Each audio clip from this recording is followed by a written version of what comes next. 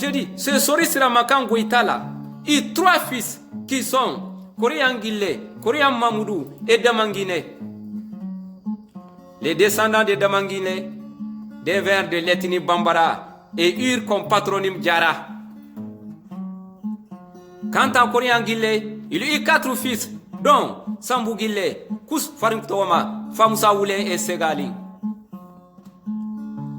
Cette descendance portera le patronyme de Makalou.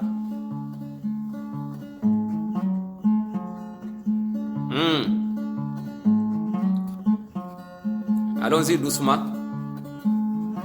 Le monde est en souffrance. Et revenons à nos valeurs ancestrales.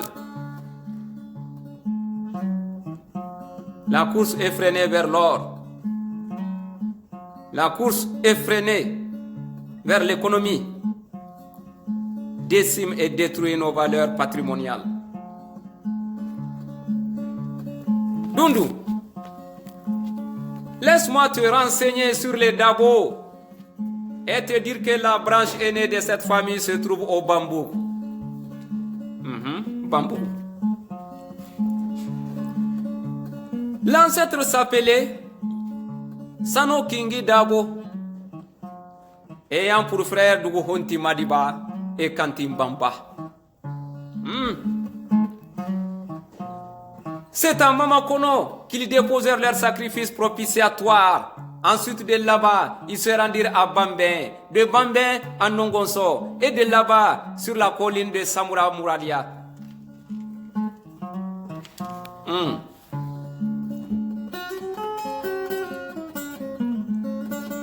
Mais, Nundu, la première cour royale des Dabo fut à Boudofara, dont le premier prince fut Silatigi Dabo, ayant pour frère Hamale Dabo, qui avait aussi pour frère Talan Fionto ou Talan l'aveugle.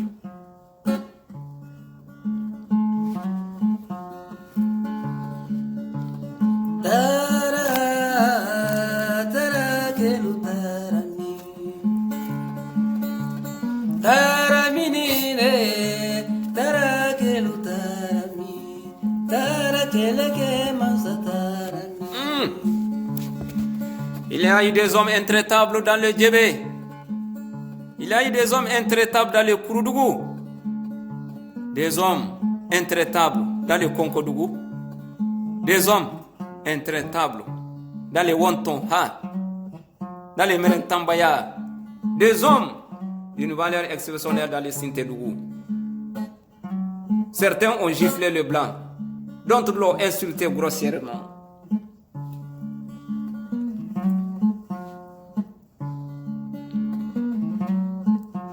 Dundu, écoute la grande parole concernant le peuplement du pays malinké de Konkodougou Kenyeba. Je suis avec les Dabo. Ainsi ce talent l'aveugle engendra 6 fils Keba Woro, qui sont respectivement Tunsra Madi, Jambo Madi, Jambo Madi, Kekuta Hamadi et j'en passe.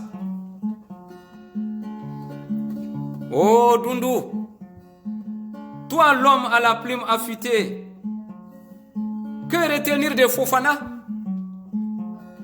Eh bien,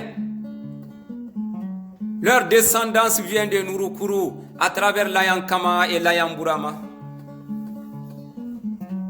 À ces 2 ancêtres, on avait remis des chaussures en fer et on leur a dit de s'aventurer jusqu'à l'endroit où ils verront un trou endommager l'une des chaussures.